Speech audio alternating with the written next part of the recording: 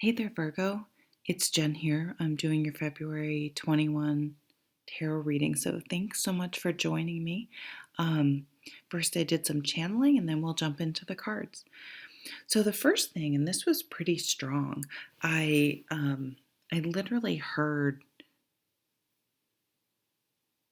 Well, I didn't literally hear it, but I heard this buzzing in my ear that had the routine um, sound of a siren or something like that. And it just made me think, just to make sure, if maybe you had a fire alarm that was beeping and you took it down and took the batteries out, that you replace the batteries and get those back up. If you were thinking, oh, let's skip getting the chimney clean this year, um, don't leave candles out unattended. Just little things like that. Just make sure that you do those types of maintenance. Um, Also, if you're moving somewhere, really make sure you have an understanding of the surroundings, because, like, look at the Google Maps or whatever, that where you can really get an aerial view. Look to see if there are any train lines close to you, where the airport is. I don't know. I just feel like, or a place that has sirens, fire, police. Because I feel like once you live there, if you're not really clear about what you might hear, talk to a neighbor, things like that. Um, you could be getting woken up several times a week from the ambulances going out, or a lot. Sometimes those things become white noise depending on where you live, but I just feel like that's something someone needs to think about or ask questions, leading questions as well. Then I see a dog. I got a lot of sort of just images for you guys that maybe may mean something if you've asked for a sign, or you've been one, if you hear, even if the context is wrong, if you hear a word or something like that, that's a message for you. So I just see a dog. Some of you may be getting a new dog, or you just love your dog. I also see you may feel like sometimes I still to this day hear the dog I had from childhood through to college. It was a little dog. She lived to be like 17 or 18. So almost my whole memorable life. And I still swear I hear her barking every once in a while when I'm at my parents' house. It's very, and my mom does too. So or if you feel like you're getting a visit from a past loved one, even though I do tarot cards and psychic stuff and all that, whatever, I still am a skeptic. I'm still a science person at heart. But I know for sure that I have had people and pets, actually pets more than people, past level visit me in dreams. And now you will just know if it's different. You will just know, because I dream about people, random people I don't even know I know, all the time, and I know they're just dreams. There's not I just know it. But the few times I've had a horse come back to me, a cat, and my grandmother's come twice, and they're just different. You just know I can't explain it other than you will sort of go, wait a minute, that was different. That was, and they almost seem to be looking right at you, instead of you watching a movie or whatever your dreams are. I feel like I participate in my dreams, but I don't know. It's like when an actor looks at the camera, talks to the camera, it's different. Yeah, that's kind of what it's like. I saw a moment where you connect with someone on a deeper level and your love grows. So maybe there's some sharing of some sort of past trauma or hopes and dreams, or you see a really tender side or brave side. I don't know. Um, But I feel like it's more of a conversation or something like that, and you guys really just you just look at the person and you're like, damn, they're a good person. It just sort of melts your heart. Um, yeah, so there's this thing about being on the same side. What side are you on? So who knows? It could be politics. Um, but if you're in a relationship, you're just going to realize you're at odds. If the language of your relationship is negative, it's sarcastic well, I'm a sarcastic person, so there's a difference between being funny, sarcastic, and being sort of resentful and nasty sarcastic, which I can be as well.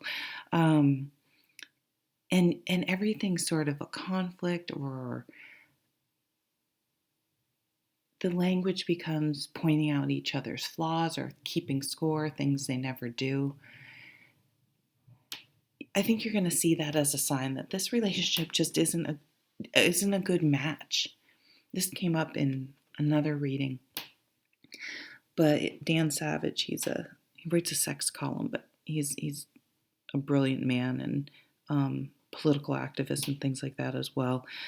But he says the only criteria that exists right now to determine whether a relationship was successful or not, a successful relationship ends with someone being dead. Like, it's so true. So there's such a big negative energy around leaving a relationship. It's kind of weird. I mean, it makes sense that more relationships fail than pass, because that combination of the people that have to be a good match, I don't know. Anyway, so I think you're going to be able to let it go of the sort of anxiety and expectations, the bullshit arbitrary societal expectations, and be like, this isn't, and sometimes too we blow relationships up.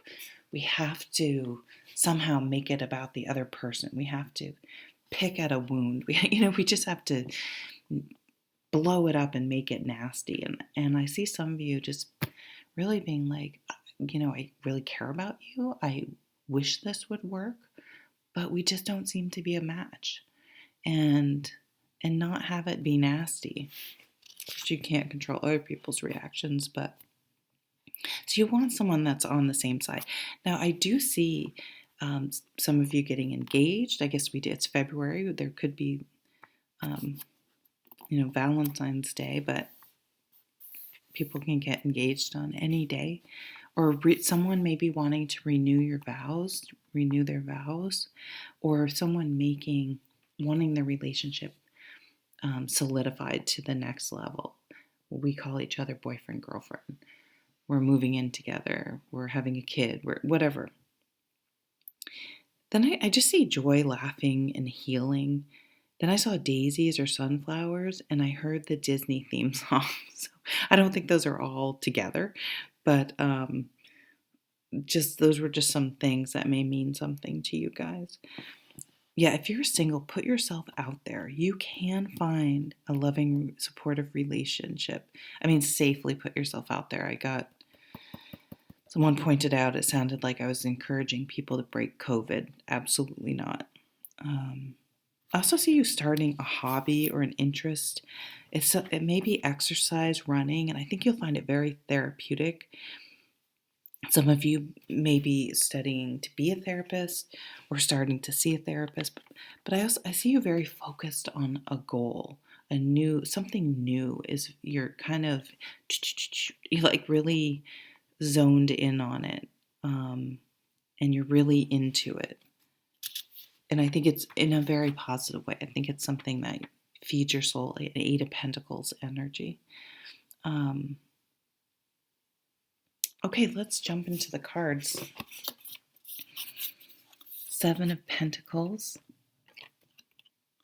10 of Pentacles. Wow. So for me, here's Earth energy, right, you guys?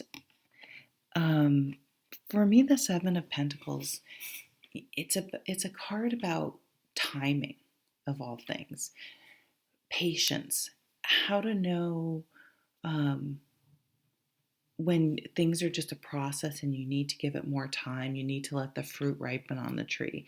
You can't make that happen any faster. You need to let kids grow up and make mistakes. That's why people aren't even considered adults till 18, and we know they got another 7 years till their frontal lobe is really um, finished. But so this is weighing. I do see some of you maybe weighing starting a family with someone, getting married to someone. It's kind of an either now or never. Yeah, so some things in life it's really easy to tell if you've given it enough time. You plant a seed, it should be grown and bearing fruit or vegetables within this amount of months. And if that hasn't happened, then there's some you need to move on. Relationships, jobs, situations, groups, just not that clear. With the Ten of Pentacles, it does point to something in a family, your family of origin, many generations. It could have something to do with inheritance or property.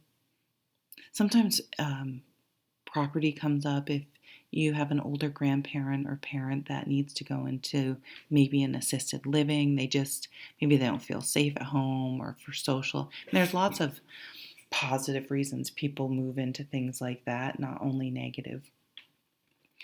But then there's a house now to deal with. Even trying to figure out if you should drop the price on a house or not. Like, have we given it enough time to sell? Should we drop the price? What should we do? You don't want to give it away, but you don't want to, just be paying for it either. There may be something. There could be some people, unfortunately, but I feel like it could be positive. Maybe you're paying for some sort of storefront or something that with COVID you've been paying now. And when the lease comes up, you may be wondering, hey, I seem to be doing okay online or without that storefront. Should I just see if I can, trying to weigh some sort of decision like that. Should I renew my lease? Should I buy something? Mortgage rates are really unbelievably low right now. Oh, let me take my medicine. I was supposed to take it a bit ago.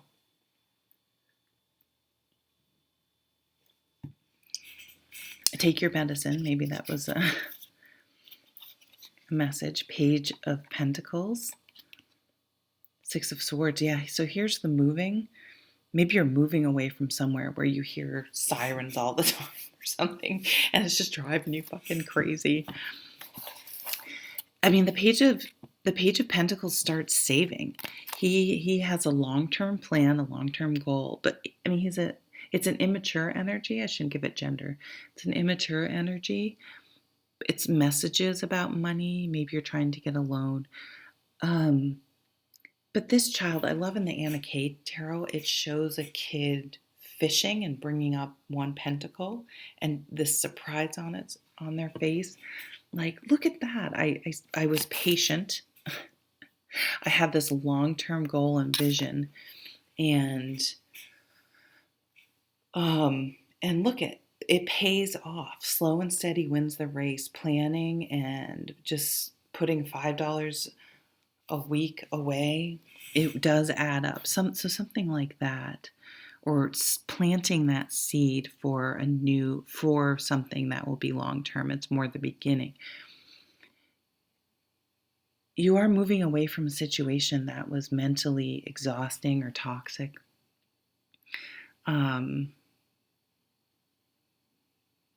Going from rough waters to smooth waters. It's an interesting card if you're interested in reading the tarot, because even though it's a sword card, a mental card, it often is read as a cups card to me. as going from rough waters to smooth. So just waters as emotions, right?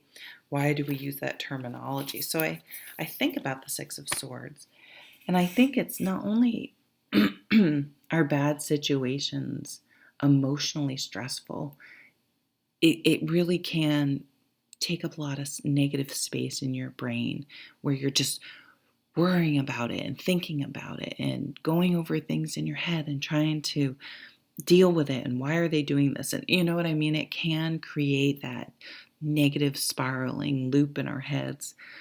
So that's the way I look at it as well. It's the emotion and the mental kind of go together, and this is moving towards something that is going to make you feel better, and your brain will, you'll just be like a load off your mind. Four of Pentacles and the Page of Swords. Another page, another new beginning. This is communication, online work, getting your website up and running, things like that. I think we're going into, I didn't even look at astrology. I didn't even think about that till right now. I think we're going into a Mercury retrograde in February. Four of Pentacles is boundaries. It's saving. So you may really be saving for something, or have maybe gotten some money and now you're, okay, I want to save some. I want to, trying to figure out how to invest it, where to invest it.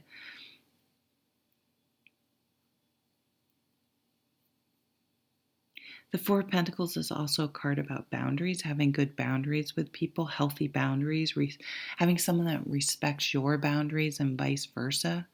So again, this theme of a relationship not being like, well, you never put the toilet paper on the roll, and you never do that, like that, keeping score. That this is more an energy of, you know, it real, as stupid as I think it is. This really bothers the person I'm living with. How big of a deal is it for me to put the toilet paper on the roll? As long as, and if that other person's saying, you know, I don't know what this quirk is, why this bothers this person so much, but can I just do it? Now, if your whole life becomes walking on eggshells trying to make sure the other person is comfortable with what, you know, how they want the world, obviously that's a red flag. But just, I just see a real spirit of consideration and good communication that's come through this month. It's kind of like you either communicate well or you don't, and if you don't, things are going to blow up. Oh my God, Two of Pentacles, Two of Pentacles. Look at how this is really pretty. I like this card. This shows an imbalance to me in a relationship. Either you have different views on money, you have different views on workload. This can just be you trying to juggle so many things and just feeling stressed. And that could be what you're moving away from, this sort of the hustle, the constant, I don't know, you feel like you're in an endless loop, right? We have this infinite, you're just in an endless loop of like the hamster running on the wheel in some part of your life. And so I see you taking some practical steps. So I do feel like some of this is situational. Again, if you live somewhere, you just hate where you live. Maybe there are a lot of stairs and you have a baby now and you're just like, oh my God, not only is it hard lugging the baby up and down the stairs, it feels dangerous. You know, not just upstairs in your house, but if you have to go up, you know, quite a few flights of stairs to even get to your place, something like that.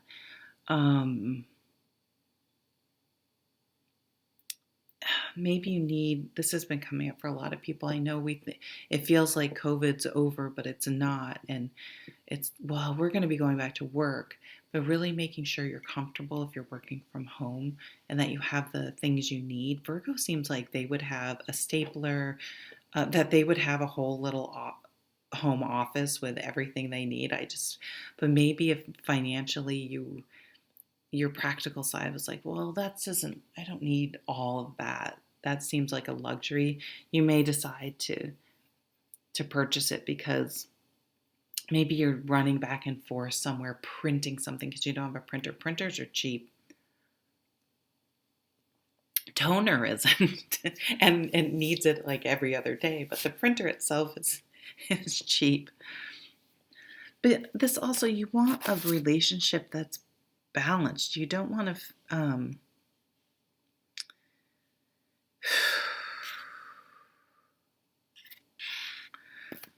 sorry, that's probably annoying. You have to communicate. You have to communicate and in a way where sometimes we assume the other person gets it and understands how stressed and what we're going through. Sometimes it's us putting our stress and we have someone in the house and it's a nice ripe target to take it out on. But if the communication can improve, which also that's an interesting way to interpret this card. There's less emotion in it. There's less backstory in why this person's a fucking asshole for not putting the toilet paper on. It's more like that's not a priority for them, and something because you can think of something they are really focused on. You're just like, why is that even important? So if you can sort of appreciate that, well, I don't see it, but they do, and vice versa. And if we can work together to balance these out, like I want these, there's still one that's bigger than the other, which is interesting. But at least they're, you know what I mean, more balanced as opposed to that. Excuse me. All right, well, I'm just going to leave it there. And thank you so much. Take care.